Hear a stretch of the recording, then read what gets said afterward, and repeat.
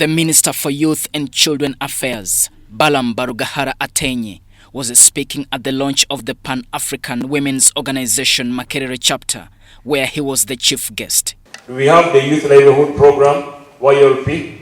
Youth form small groups, go to Ministry of Gender, then you access those funds through Centenary Bank. Unlike other funds, here you don't need a security, you just need the recommenders. Therefore, as a Minister of Young People or Majority, we are committed to supporting all efforts aimed at advancing your interests of both students and young people of Uganda.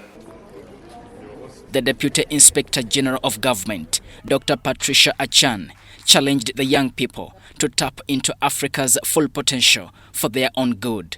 And the continent holds a huge proportion of the world's natural resources, both renewable and unrenewable. So how can we as the young people get to leverage from this? Should it just be history and on paper that we have? It's in Africa. We have deposits of this in our country. How can we get to tap into that? The Pan-African Women's Organization was officially inaugurated in 1962 in Tanzania, with the major aim of promoting the participation of African women in the cultural and the socio-economic development of Africa. Power was not only key and active in the liberation struggle, but it was actually key in mobilizing for the formation of African Union, to have one platform, one voice for the whole continent. And that was actually done by the women. It's not only a launch and it's done. It's not the end game.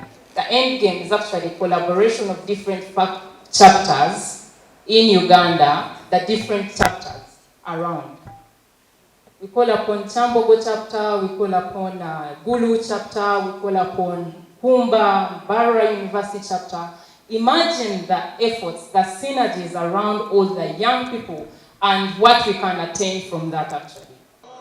Women on, young men on. The launch of the Pan-African Women's Organization Makerere chapter was held on the theme, Harnessing Youth's Potential to Contribute to Africa's Agenda 2063. Diano Olwen Peters, UBC News.